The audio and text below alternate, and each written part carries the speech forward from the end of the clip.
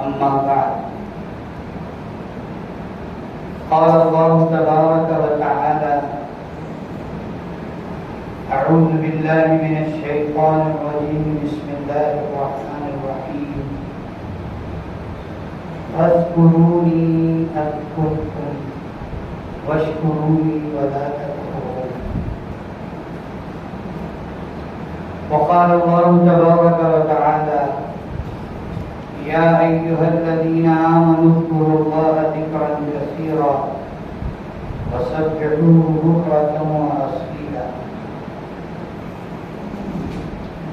وقال رسول الله صلى الله تعالى عليه وسلم مثل الذي يذكر ربه والذي لا يذكر مثل الحي والميت أو كما قال رسول الله صلى الله عليه وسلم.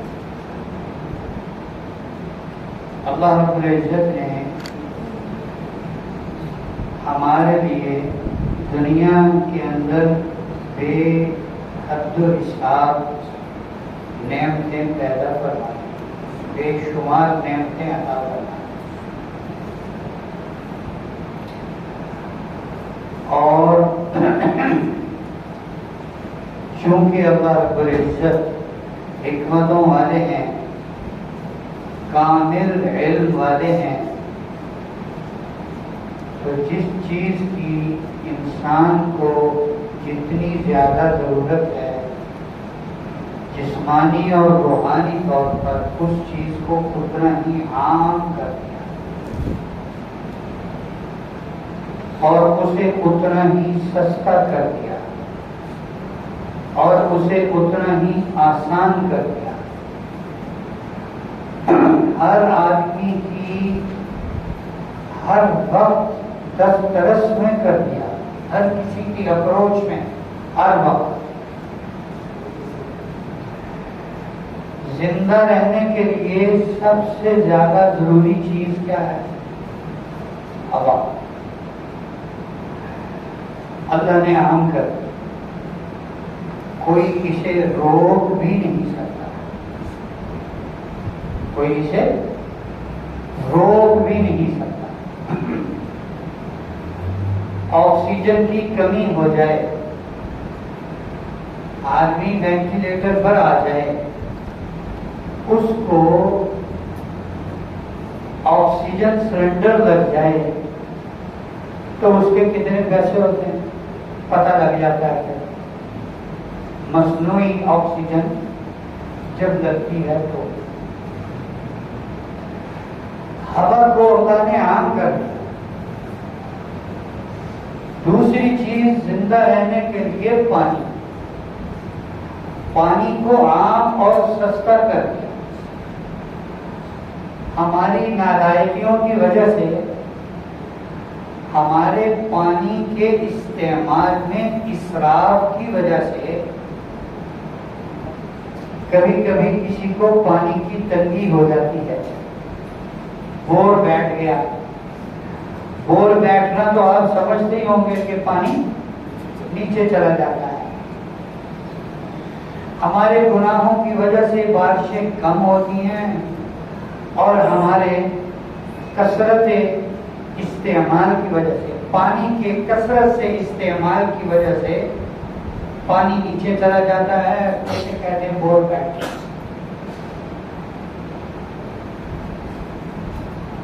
تو نہیں تو پانی بھی عام ہے، پانی بھی آسان ہے، اور یہ اللہ کی قدرت ہے، نظام قدرت ہے کہ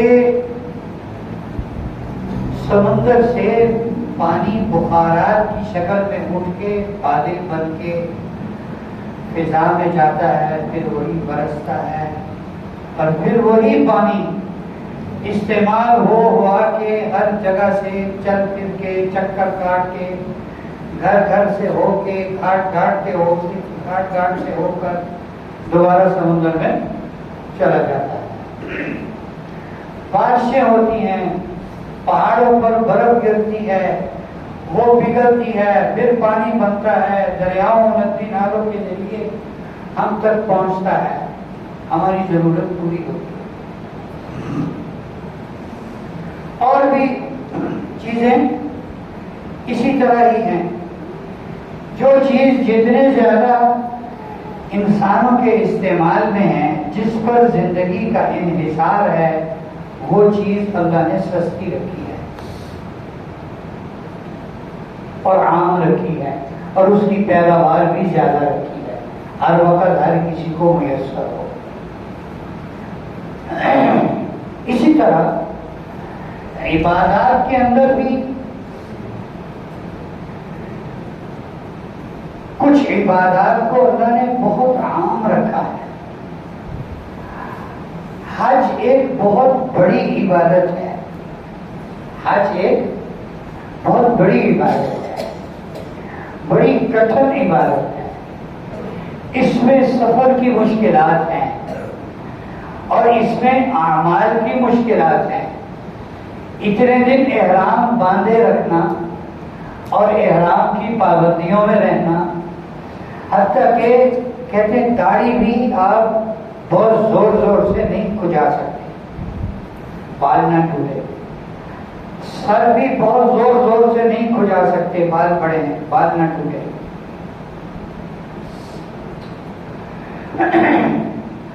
اگر سر کے اندر پہلے حج لمبا ہوتا تھا، کیونکہ وہ جہاز نہیں تھے، لوگ سواریوں پر، گھوڑوں گدھوں پر، اونٹوں پر سفر کرتے تھے اور وہاں پہنچتے تھے، تو احرام بہت لمبا ہوتا تھا، احرام کی پابندیاں بھی لمبی ہوتی تھی.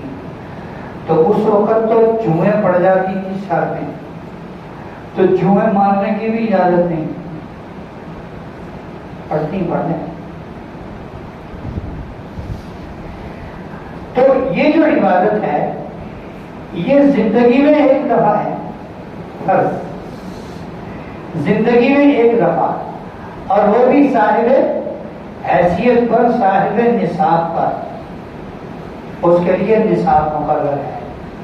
زکوٰۃ سال میں ایک دفعہ، صاحب حیثیت، صاحب نصاب پر.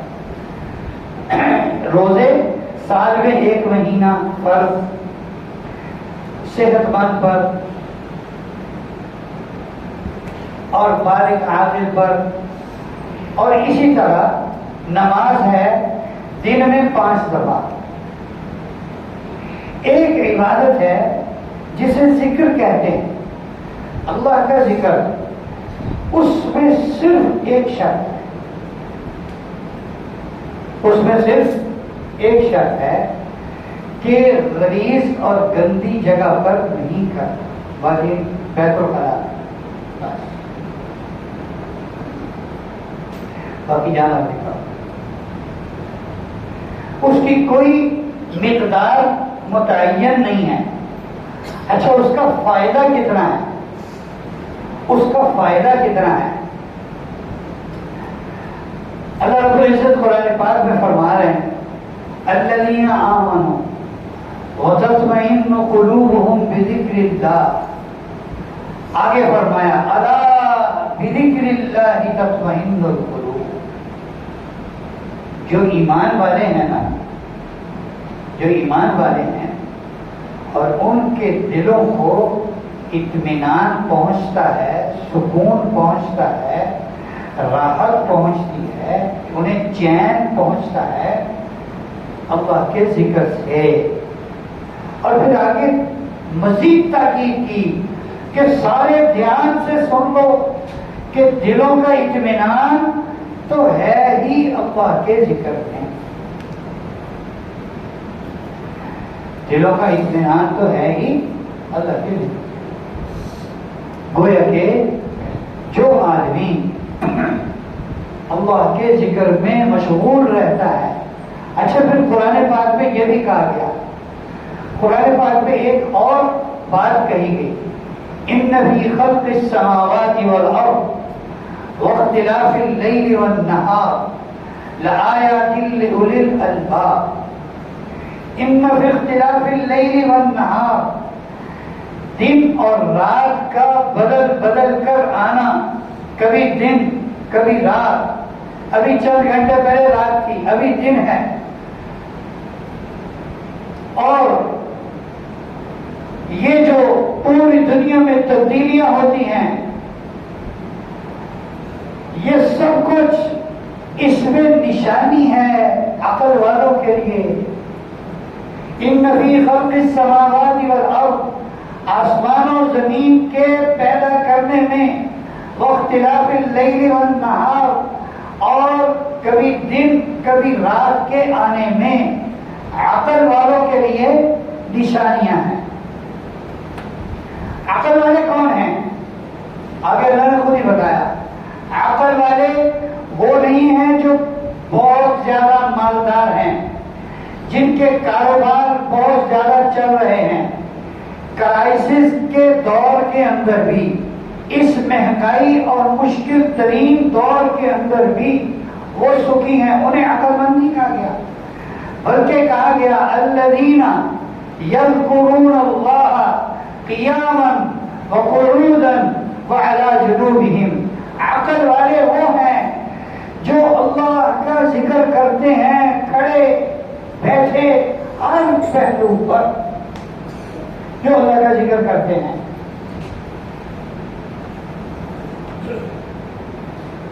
یہ عقل والے ہیں. ایک لمحہ ضائع نہیں کرتے، ایک لمحہ ضائع نہیں کرتے. دیکھیے کچھ اوقات ہیں جو انسان کے سکون کے ہیں، اطمینان کے ہیں، راحت کے ہیں. اس میں انسان انجوائے کرتا ہے، اس میں انسان ریلیکس ہوتا ہے. ان اوقات کے بارے میں بھی کہا گیا. ایک حدیث میں ہے جس کا مفہوم ہے کہ کچھ لوگ ایک مجلس میں بیٹھے، کچھ لوگ ایک مجلس میں بیٹھے، اکٹھے بیٹھے، اور اکٹھے بیٹھ کر وہ کوئی بات چیت کی، اٹھ کے چلے گئے، اللہ کا ذکر نہیں کیا اس مجلس میں. تو یہ مجلس والے ایسے ہیں جیسے یہ سب ایک مرے ہوئے گدھے کے اوپر بیٹھے اور اٹھ کے چلے گئے. انہیں کچھ بھی حاصل نہیں ہوا. ایک جانور پر بیٹھے اور وہ جانور بھی کیا ہے؟ مرا ہوا. اور مرا ہوا جانور بھی حلال جانور نہیں تھا بلکہ کیا تھا؟ حرام جانور تھا. یہ اس مرے ہوئے جانور پر بیٹھے اور اٹھ کے چلے گئے. انہیں کچھ حاصل ہی نہیں ہوا. ایک حدیث میں ہے جس کا مفہوم ہے، اللہ کے نبی فرما رہے ہیں کہ جو آدمی کہیں بیٹھا اور اس بیٹھنے کی حالت میں اس نے اللہ کا ذرا سا بھی ذکر نہیں کیا، تو یہ بیٹھنا قیامت کے دن اس کے لیے حسرت اور افسوس کا باعث ہوگا. جو آدمی کہیں لیٹا، یہ بھی حدیث کا مفہوم ہے، ایک آدمی کہیں لیٹا اور اس لیٹنے کے دوران اس نے ذرا سا بھی اللہ کا ذکر نہیں کیا، تو یہ لیٹنا قیامت کے دن اس کے لیے حسرت اور افسوس کا باعث ہوگا. اچھا، یہ تو ذکر کے وہ مواقع ہیں جو جہاں آدمی ریلیکس ہونے کے لیے. ایک ذکر ایسی ضروری چیز ہے ہمارے لیے روحانی طور پر ہمیں زندہ رکھنے کے لیے. ایک مشکل ترین موقع جس میں ہمیں ذکر کا مکلف بنایا گیا، وہ موقع کون سا ہے؟ اللہ تعالیٰ فرماتے ہیں سورۃ الانفال 10ویں پارے میں، یا ایھا الذین آمنوا اذا لقیتم فئۃ فاثبتوا واذکروا اللہ کثیرا لعلکم تفلحون. اے ایمان والو، جب تمہاری کفر کی کسی جماعت سے لڑائی ہو، کفر کے کسی لشکر سے تمہاری لڑائی ہو، تو ڈٹ جاؤ اور اللہ کا ذکر کثرت کے ساتھ کرو تاکہ تمہیں کامیابی حاصل ہو. یعنی ایسے موقعوں پر جبکہ آدمی کی ایک ہاتھ میں اسلحہ ہے اور دوسرے ہاتھ میں جان ہے، یا جان دوسرے کی لے لے گا یا اپنی دے لے گا، اس وقت میں بھی اللہ کے ذکر سے ہمیں چھوٹ نہیں ہے. کثرت کے ساتھ اللہ کا ذکر کرنا، جیسے گزشتہ جمعہ میں عرض کیا، بازاروں میں، منڈیوں میں، دکانوں پر، کاروبار کرتے ہوئے اور ہر کام کرتے ہوئے اللہ کا ذکر کرنا. مولانا رومی مولانا روم رحمت اللہ علیہ سے کسی نے پوچھا کہ چیست دنیا کیا ہے, دنیا داری کیا ہے؟ تو انہوں نے اسے شعر میں بتایا, چیست دنیا از خدا غافل بدن نہ خمارو نقرہو فرزند و زن. دنیا کیا ہے؟ اللہ کی یاد سے غافل ہونا دنیا ہے. کپڑے اور جناب چیزیں اور سونا چاندی اور بچے اور بیوی بچے عورتیں اور ان میں مشغول ہونا, یہ دنیا داری نہیں ہے. دنیا داری کیا ہے؟ دنیا داری کیا ہے بھائی؟ اللہ کے ذکر سے غافل ہونا. بہت عرصہ پہلے ہم نے اپنے بڑوں سے ایک واقعہ سنا کہ پرانے دور کی بات ہے, جب حج ابھی اتنی سہولتیں نہیں تھیں وہاں. اب تو ماشاءاللہ حاجی جب جاتے ہیں عرفات میں مزدلفہ میں تو جناب لسی کے دودھ کے اور پانی کے اور کنٹینروں کے کنٹینر عرب صدقہ کرتے ہیں. اور جناب وہ جو ہم پاکستانی تو اتنا اکٹھا کر دیتے ہیں, کار بھی لے آئی نہیں رسی ہمیں کہا ہم نے خراب ہو جائے. یہ اور بات, یہ اس وقت کی بات ہے جب ٹھنڈا پانی بھی لوٹوں میں میسر ہوتا تھا. تو عرفات میں ہمارے دو بڑے بزرگوں میں سے حضرت حاجی عبدالوہاب صاحب رحمۃ اللہ علیہ اور حضرت اقدس مفتی زین العابدین صاحب رحمۃ اللہ علیہ, یہ دونوں حضرات حج میں تھے. تو وہاں پر عرب جو دیہات کے ہوتے تھے وہ پانی بیچتے ہوتے تھے اور آواز لگایا کرتے تھے, مویا بارد مویا بارد مویا, ٹھنڈا پانی ٹھنڈا پانی. اور ٹھنڈا پانی لوٹوں میں ہوتا تھا, ٹھنڈا پانی لوٹوں میں ہوتا تھا. وہ ٹھنڈا بھی کیا ہوتا تھا بس, یعنی وہ گرم نہیں ہے, وہ گرم نہیں ہے. یہ ہے ٹھنڈے پانی کا مطلب. اچھا جی, وہ بہت سارے لوگ شور مچا رہے تھے لائن میں بیٹھے ہوئے, ٹھنڈا پانی ٹھنڈا پانی ٹھنڈا پانی. اور ان کے پاس کسٹمر نام کی کوئی چیز نہیں تھی. ایک بوڑھا بابا, ایک بڑے میاں, ایک بڑی عمر کے شیخ عرب, وہ خاموش بیٹھے, لوٹے رکھے ہوئے ان کے پاس پانی کے کافی سارے بھرے ہوئے, ہونٹ ہل رہے, وہ کوئی شور نہیں مچا رہے. ٹھنڈا پانی لے لو ٹھنڈا پانی, وہ کوئی شور نہیں کر رہے, خاموش بیٹھے, لب ہل رہے ہیں. تو حضرت حاجی عبدالوہاب صاحب رحمۃ اللہ علیہ نے حضرت مفتی زین العابدین صاحب رحمۃ اللہ علیہ سے فرمایا کہ مفتی جی, یہ جو بابا ہے نا, یہ دیکھ لو جا کر یقیناً اللہ کے ذکر میں مشغول ہے. دیکھ لو جو آواز لگا لگا کر پانی بیچ رہے ہیں, ان کے پاس اکا دکا کسٹمر ہے, اس پر کسٹمرز کی لائن لگی ہوئی ہے, پانی لینے والوں کی لائن لگی ہوئی ہے. اور یہ زبان سے کچھ نہیں کہہ رہا, ٹھنڈا پانی لے لو, کچھ نہیں. اس کے لب ہل رہے ہیں, یہ یقیناً اللہ کا ذکر کر رہا ہے. ذرا تم جاؤ, پاس جاؤ, دیکھو یہ کیا کر رہا, کیا پڑھ رہا ہے. تو مفتی صاحب فرماتے ہیں کہ میں اس بڑے شیخ کے, بڑی عمر کے شیخ کے پاس گیا تو وہ پڑھ رہے تھے, یا الہی یا مولانا نحن عبیدک لا تنسانا, یا الہی یا مولانا نحن عبیدک لا تنسانا, یا الہی یا مولانا نحن عبیدک لا تنسانا. اے ہمارے اللہ, اے ہمارے آقا, ہم تیرے کمزور بندے ہیں, ہم تیرے چھوٹے چھوٹے بندے ہیں, ہمیں بھول نہ جا, ہمیں نظر انداز نہ کر دینا. تو جب مفتی صاحب نے حضرت حاجی عبدالوہاب صاحب رحمۃ اللہ علیہ کو آ کر یہ فرمایا, بتایا, تو فرمایا میں نہیں کہتا تھا کہ یہ یقیناً اللہ کے ذکر میں مشغول ہوگا, اس لیے یہ اللہ کی طرف متوجہ ہے. اللہ نے سارے پانی لینے والوں کو اس کی طرف متوجہ کر دیا کہ جاؤ اس سے دھوکہ. ذکر ایک طاقت ہے جس سے آج ہم بالکل خالی ہیں، ہم اس کو کچھ بھی نہیں سمجھ رہے۔ ہر وقت ذکر کرنا، ہر وقت اللہ کی ذات عالی کے ذکر میں مشغول رہنا، یہ تو بہت بڑی طاقت ہے۔ اور ہمیں کتنی ضرورت ہے وہ لوگ جن کی بخشش اور مغفرت کا ان کی حیثیت اور ان کی دنیاوی جو جاہو منصب تھا اس کی وجہ سے ہم ان کی مغفرت کا یقین کر سکتے ہیں۔ ازواج مطہرات، آپ کا کیا خیال ہے ان کے بارے میں؟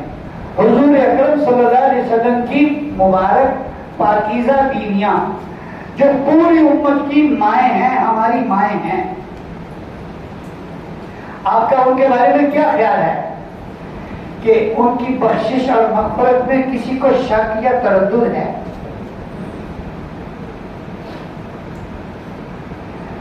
حضور اکرم صلی اللہ علیہ وسلم حضرت جویریہ رضی اللہ تعالی عنہ کے گھر میں تھے، فجر کے لیے مسجد تشریف لے جانے لگے، وہ مصلی پر تشریف فرما تھی۔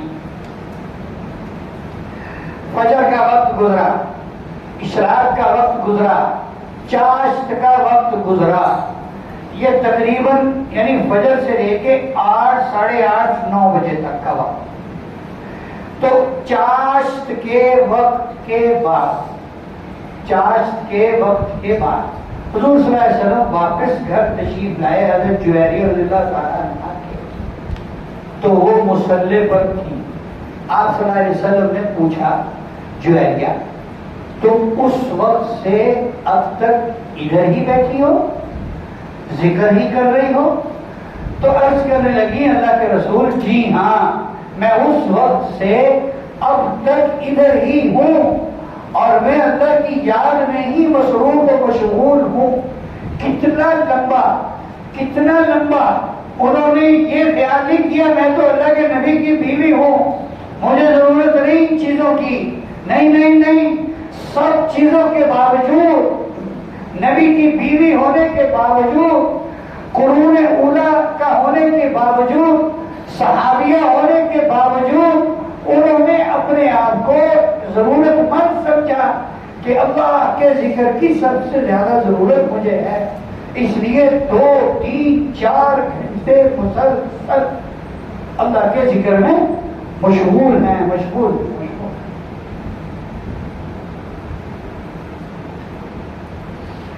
حدیث تو آگے بھی ہے، آپ صلی اللہ علیہ وسلم نے انہیں فرمایا کہ اے جویریہ، میں نے تم سے جدا ہونے کے بعد ایک کلمہ 3 مرتبہ کہا، وہ جتنی دیر تم بیٹھی رہی وہ کلمہ تمہارے تمام کے تمام ذکر سے پڑا ہوا ہے۔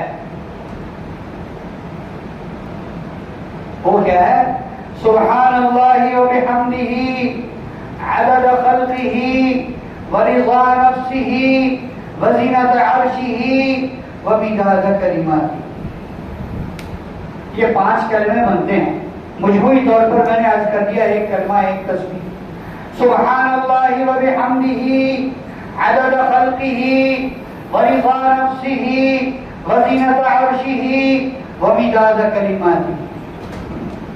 یہ 3 مرتبہ ہے، سبحان اللہ و بحمدہ عدد خلقہ ورضا نفسہ وزینت عرشہ ومداد کلماتہ۔ اور ساروں کو شاید آتا ہو، اس کو یاد کرنا، اس کو یاد رکھنا اور چلتے پھرتے کتنا ٹائم لگا پڑتے ہو، کتنا ٹائم لگا۔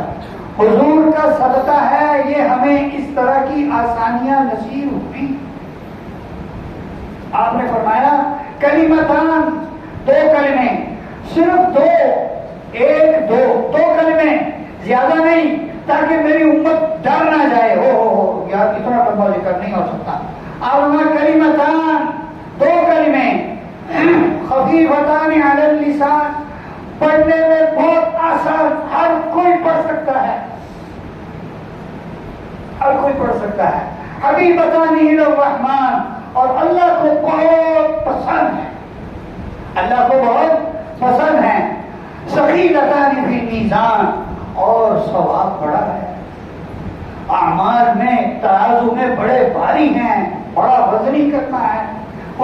کلمے کون سے ہیں؟ سبحان اللہ و بحمدہ، سبحان اللہ العظیم۔ شوق دلایا، شوق دلایا۔ اب ہمیں شوق ہی نہ آئے تو پھر اس کا مطلب ہے کہ ہم روحانی طور پر مرے ہوئے ہیں۔ اتنی آسانیاں، اتنی آسانیاں، اتنی آسانیاں۔ اب یہ کلمہ ایسے ہیں جیسے اللہ کے خزانوں سے اللہ کے نبی نے ڈھونڈ ڈھانڈ کر ہمیں دیا۔ دو کلمے پڑھنے آسان اور اللہ کو بہت پسند اور ترازو میں بہت وزنی۔ اب ان کا پڑھنا کیا مشکل ہے؟ یہ بیٹھے بیٹھے یاد ہو سکتے ہیں، سبحان اللہ و بحمدہ، سبحان اللہ العظیم، سبحان اللہ و بحمدہ، سبحان اللہ العظیم۔ ان کی کثرت کرنا ہر آن، ہر لمحہ، ہر گھڑی، ہر آن، ہر لمحہ، ہر گھڑی اللہ کو یاد کرنا، اللہ کو یاد رکھنا ہے۔ ایک بزرگ فرمایا کرتے تھے کہ ذکر کا سب سے بڑا انعام ہے، وہ کہتے ہیں سبحان اللہ پڑھا جنت میں درخت لگا۔ ابراہیم علیہ السلام کی جو حدیث منقول ہے، انہوں نے آپ صلی اللہ علیہ وسلم سے فرمایا تھا کہ اپنی امت کو میرا پیغام دینا کہ جنت چٹیل میدان ہے اور اللہ کا ذکر اس کے پودے ہیں۔ حدیث میں بھی آتا ہے سبحان اللہ کہنے سے ایک درخت لگتا ہے جنت میں، الحمدللہ کہنے سے ایک درخت لگتا ہے جنت میں، لا الہ الا اللہ کہنے سے ایک درخت لگتا ہے جنت میں، اور اللہ اکبر کہنے سے ایک درخت لگتا ہے جنت میں۔ یہ ذکر کے فائدے، ثواب، اجر بہت زیادہ، فضیلتیں بہت زیادہ، لیکن ایک بزرگ فرمایا کرتے تھے کہ ذکر کی ایک فضیلت سب فضیلتوں پر بھاری اور وزنی ہے۔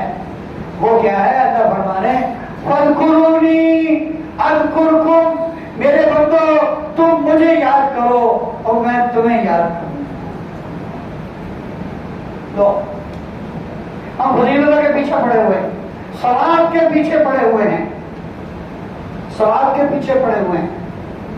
علامہ آلوسی رحمۃ اللہ علیہ نے صدیقین کی تعریف کرتے ہوئے تین باتیں فرمائی کہ صدیق کسے کہتے ہیں۔ صدیق وہ ہے جس کا علم اور عمل برابر ہو، علم اور عمل ایک ہو، اور اس کا دوسرا اس کا ظاہر اور باطن ایک ہو، اور تیسری نشانی یہ ہے کہ وہ کونین یعنی دنیا و آخرت دونوں اللہ پر قربان کر سکتا ہو، کرنے کا حوصلہ رکھتا ہو، دنیا و آخرت۔ ایک بزرگ سے کسی نے پوچھا حضرت دنیا تو اللہ پر قربان ہو سکتی ہے، آخرت اللہ پر کیسے قربان ہو سکتی ہے یہ بتائیں، آخرت کی تو مجھے ضرورت ہے، میں کیسے قربان دنیا خرچ کروں گا، اللہ پر قربان کروں گا تو آخرت میں مجھے مل جائے گا بدلہ، آخرت کیسے قربان کروں؟ تو فرمانے لگے آخرت کو دوسرے نمبر پر لے جاؤ۔ آخرت کی سب سے بڑی چیز کیا ہے؟ ہماری ہر کسی کی تمنا کیا ہے؟ کہاں جانے کی؟ کیوں نہیں؟ جنت میں جانے کی۔ تو وہ فرمانے لگے جنت کو دوسرے درجے میں کر دو، پہلے نمبر پر کس کو لے آؤ؟ اللہ کی رضا کو۔ جیسے کہ دعا میں ہے، مصنون دعا میں آپ صلی اللہ علیہ وسلم کی دعا ہے اللہم انی اسألک رضاک والجنہ۔ اللہ کے نبی نے جنت دوسرے نمبر پر کی ہے اور اللہ کی رضا پہلے نمبر پر کی ہے۔ دعا مانگ رہے اے اللہ مجھے اپنی رضا، اپنی خوشی اور جنت عطا فرما۔ فرمایا کہ تم آخرت کو دوسرے درجے پر کر دو، جو تمہاری چاہت کی چیز ہے جنت، اسے دوسرے نمبر پر کر دو۔ یہ آخرت اللہ پر قربان ہو گئی، اللہ پہلے نمبر پر اور جنت دوسرے نمبر پر۔ اللہ رب العزت ہمیں کثرت کے ساتھ اپنا ذکر کرنے کی توفیق دی۔